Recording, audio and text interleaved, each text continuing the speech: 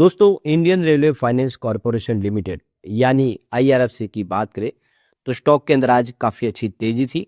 लेकिन इस तेज़ी के बावजूद भी स्टॉक अभी भी 2 डिजिट में ही है, यानी फिर से 100 को इसने क्रॉस नहीं किया है।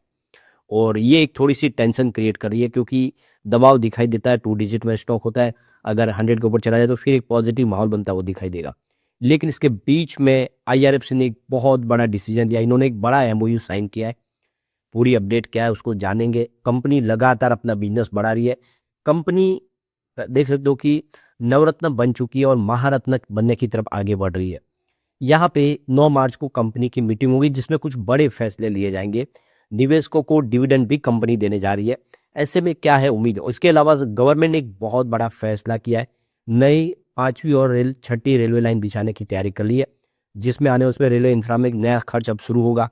ऐसे में आईआरएफसी के लिए बड़ी अपॉर्चुनिटी है। तो पूरी अपडेट क्या है उसको जानेंगे इस वीडियो के माध्यम से।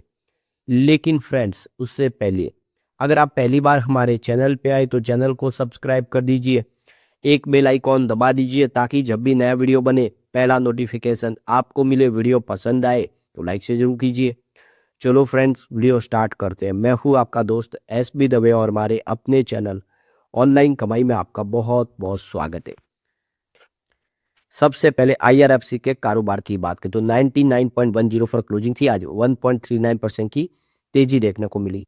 तो क्लोजिंग कल 97.74 के आसपास थी। बाजार में गिरावट की वजह से स्टॉक जो 130 के आसपास था वो 100 से भी नीचे आ गया। वैसे शुरुआत तो पॉजिटिव थी सुबह 98.21 पर, और इंट्राडे में आप देखें तो ये कमजोर साबित हुआ और 97 तक भी गया था। लेकिन वहां से कुछ रिकवरी देखने को मिली, जिसकी वजह से 99 का स्तर फिर से इसने पा लिया है। तो 96.01 का इसने एक फ्रेश अब लो बनाया, और वहां से स्टॉक फिर अब आगे की तरफ बढ़ता हुआ दिखाई दे रहा है। खरीदारी दिख रही है। 148 इसका 52 वीक का हाई है, जहां से स्टॉक अभी भी काफी नीचे है। तो यहाँ पे यह देखो कि आईआरएफसी ने एक एमओयू साइन किया है एसएमबीसी और एमयूएफजी के साथ में। और आप देख सकते हो कि ये एक बोरोइंग जो इन्होंने की है, यह एक लोन एग्रीमेंट है। जो जो फाइनेंशियल संस्था है जापान की मित्सुबी बैंकिंग कॉर्पोरेशन यानी एसएमबीसी गिफ्ट सिटी ब्रांच जो इनकी है, वहाँ पे इन्होंने साइन किया। दूसरी है एमयूएफजी बैंक लिमिटेड। तो गिफ्ट सिटी में उनकी भी ब्रांच है। गिफ्ट सिटी मतलब गांधीनगर में गिफ्ट सिटी है, वहाँ पे इनकी एक एमओयू साइन हुई है। तो external commercial borrowing facility provide करेंगे। तो आपको पता ही होगा कि आईआरएफसी ग्लोबल बाजार से फंड रेज करती है और फिर रेलवे की इंफ्रा कंपनी को प्रोवाइड करती है। तो यहाँ पे आप देख सकते हो कि ये जो एग्रीमेंट साइन हुआ है यह न्यू दिल्ली के अंदर, और आप देखें ये आईआरएफसी का सेकंड एक्सटर्नल कमर्शियल बोरोइंग है इस साल का। लगातार कंपनी फंड रेज कर रही है, और इसके पीछे वजह की कंपनी इस समय बहुत सारे सेक्टर में एंट्री कर चुकी है, यानी अपना पोर्टफोलियो डाइवर्सिफाई कर चुकी है। अब रिन्यूएबल एनर्जी सेक्टर में भी एंट्री हो चुकी है। इसके अलावा पोर्ट्स वगैरह पे भी फंड प्रोवाइड करिए। हाई स्पीड रेलवे प्रोजेक्ट के लिए भी कंपनी फंड प्रोवाइड करिए, और इसीलिए फंड की आवश्यकता है कंपनी को। तो यहाँ पे कंपनी ने 500 मिलियन यूएस डॉलर का फंड रेज किया है आने वाले 5 साल के लिए। तो ये अनसिक्योर्ड लोन है, और आप देखें टोक्यो ओवन नाइट जो एवरेज रेट के हिसाब से ये फंड रेज इन्होंने किया है। तो दिसंबर 2025 में भी देखें तो कंपनी ने 300 मिलियन यूएस डॉलर का इन्होंने फंड रेज किया था। तो ये सेकेंड है। तो लगातार कंपनी बहुत ही अच्छे फैसले कर रही है। आने वाले इसमें हम कह सकते हैं कि आईआरएफसी का गोल्डन पीरियड शुरू हो सकता है। अब यहाँ पे एक जो बड़ी अपडेट और निकल के आ रही है, आईआरएफसी अपना इंटरिम डिविडेंड देने जा रही है फाइनेंशियल 2027 का। और इसके अलावा कंपनी बोरोइंग प्लान के लिए भी रजामंदी लेने जा रही है। तो 9 मार्च को कंपनी ने अपनी बोर्ड मीटिंग रखी है। तो Indian railway finance corporation limited की बोर्ड मीटिंग होगी 9 मार्च को, और इसमें कुछ इंपॉर्टेंट अनाउंसमेंट होंगे। तो ये Navratna PSU company second interim dividend का ऐलान करेगी। इसके अलावा यहाँ पे मार्केट बोरोइंग प्रोग्राम को भी अप्रूवल देगी 2026-27 के लिए। तो 5 बड़ी बातें जो आपको ध्यान में आनी चाहिए। तो फर्स्ट यहाँ पे देखें तो कंपनी की जो बोर्ड मीटिंग है, इसका सबसे बड़ा मकसद है इंटरिम डिविडेंड पे आउट करना। तो 9 मार्च को कंपनी यहाँ पे डिक्लेयर करेगी second interim dividend financial year 2026 का, और इसकी रिकॉर्ड डेट भी ऑलरेडी इन्होंने मेंशन कर दी है। तो 13 मार्च इसकी रिकॉर्ड डेट है। इसका मतलब है कि वो एलिजिबल शेयर होल्डर जिनके पास 13 मार्च को उनके डीमेट अकाउंट में शेयर होंगे, वो एलिजिबल होंगे, उनको डिविडेंड मिलेगा कंपनी की तरफ से। अगर आप 13 मार्च को खरीदारी करेंगे तो आपको डिविडेंड का फायदा नहीं मिलेगा।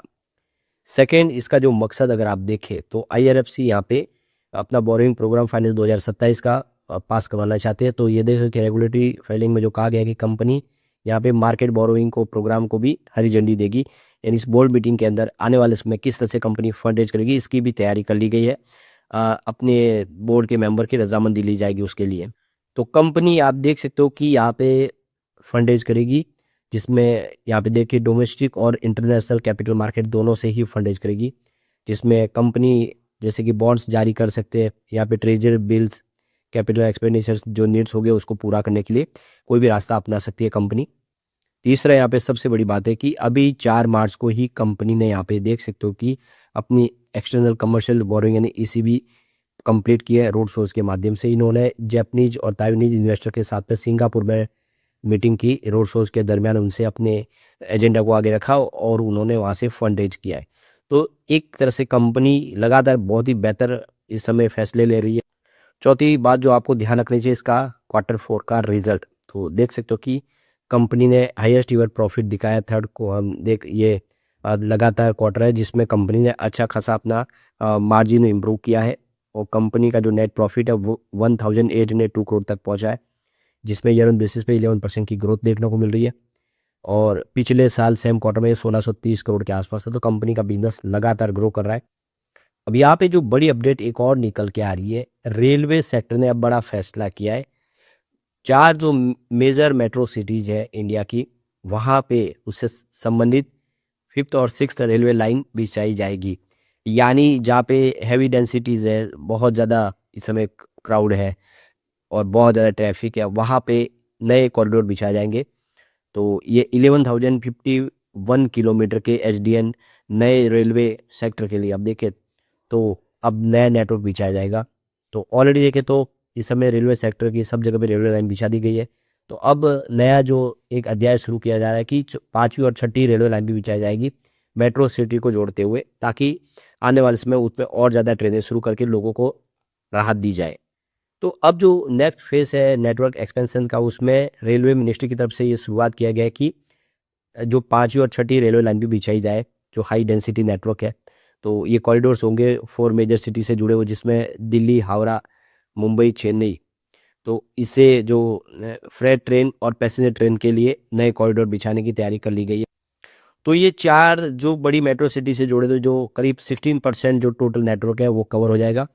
और इसमें आप देखें तो आने वाले समय बहुत सारी जो रेलवे लाइन के लिए अभी भी जहाँ पे आवश्यकता है वहाँ पे नए अब देख सकते हो कि रेलवे लाइन बिछानी शुरू कर दी जाएगी। तो इसमें देखें तो जो कॉरिडोर के हिसाब से देखें तो दिल्ली हावड़ा 1422 किलोमीटर का है, हावड़ा मुंबई का 2039 किलोमीटर, जबकि दिल्ली मुंबई 1321 किलोमीटर है, दिल्ली गुवाहाटी 1875 किलोमीटर, दिल्ली चेन्नई 2041 किलोमीटर। तो हावड़ा चेन्नई की बात करें तो ये देखो कि 1170 किलोमीटर और मुंबई चेन्नई 1238 किलोमीटर का। ये सारे के सारे जो मेट्रो सिटीज़ को लिंक जोड़ते हुए अब नई रेलवे लाइनें बिछाई जाएगी। तो यहाँ पे रेलवे सेक्टर की जो मीटिंग हुई जिसमें फैसला लिया गया कि जहाँ पे HDN यानी हाई डेंसिटी जो नेटवर्क के लिए 5th और 6th रेलवे लाइन बिछा दी जाए, ताकि आने वाले समय जो ट्रैफिक को कंट्रोल किया जा सके, लोगों को फ़ायदा पहुँचाया जा सके। तो बहुत ही शानदार फैसला किया गया, यानी IRFC के लिए बड़ी अपॉर्चुनिटी आने वाले समय। IRFC यहाँ पे फिर से फंड रेज कर पाएंगे और आगे आने वाले समय रेलवे की इंफ्रा कंपनियों को प्रोवाइड कर पाएंगे। तो काफ़ी अच्छी गुड न्यूज़ है।